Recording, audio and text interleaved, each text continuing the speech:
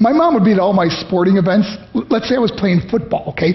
My mother would be on the sidelines, and if the play on the field started going one way, my mother would run along like, Mark, get him, get him! I'd be like, oh my gosh. I'd get in the huddle with the other guys. They go, Mark, is that your mother? I go, no, I never saw her before in my life. See, the greatest gift my mother ever gave me, she believed in me.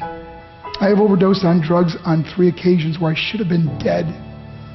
But I believe I was kept here for a reason. You show me your friends, I will show you your future. How do I know this? I hung out with losers, and I became the biggest loser of them all because I gave up everything I dreamt about as a little boy because of who I chose to surround myself with. My friends would drive me home at 2, 3, 4 in the morning. We'd be drunk and high, laughing in the car. We'd pull up in front of my house in New York. They go, Mark, the light's on. I go, oh man, my mother's up. See, my mom wouldn't go to bed until she knew her son was still alive.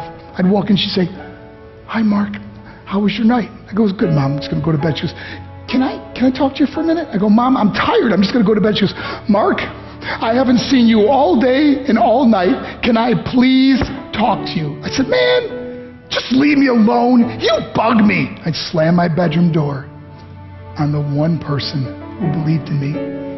I was on a worldwide tour and we were wrestling overseas in Japan.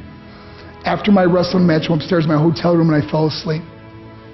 There was a knock at my door at 3 o'clock in the morning. I got out of bed and I looked through the safety window and I could see it was a Japanese promoter.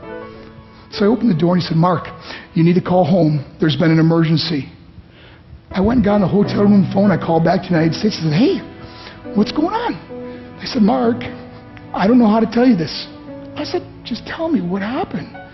All of a sudden they started crying. They go, Mark, I can't tell you. I said, just say it. They said, Mark, your mother died. I just threw the phone down. I ran out of my hotel room. I took the elevator to the lobby, and when the doors opened up, I just ran out into the street. I mean, there was no cars, there was no people. It was 3 o'clock in the morning.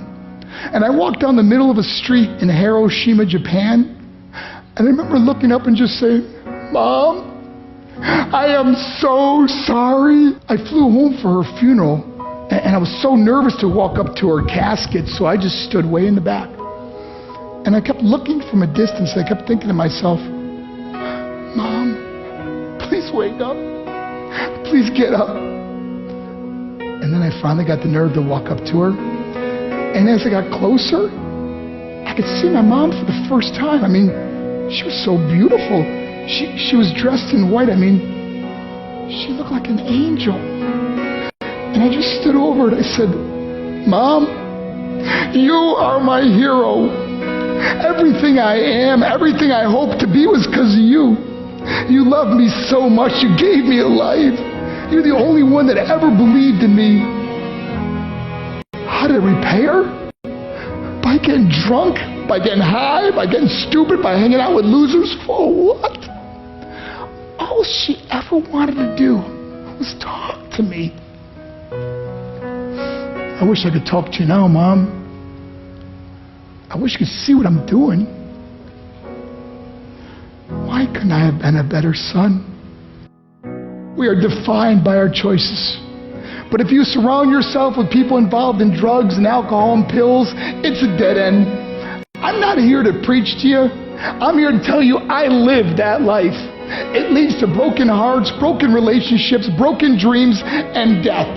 For what? To get high? If you have a mother or a father, when you go home, tell them how much you love them. See, my whole life was about being rich and famous. I had to be a millionaire. I had to win the race. I had to win the race at the expense of my marriage, my family, my friends. For what? To be all alone in the world? I learned what is truly important, and that is how precious this gift of life is, and our families, and how quickly it can be taken away. See, I no longer live in time. I live in moments. See, it's not what's in your pocket that matters. It's what's in your heart that truly matters. Love Love is just a word until somebody comes along and gives it meaning. You're the meaning.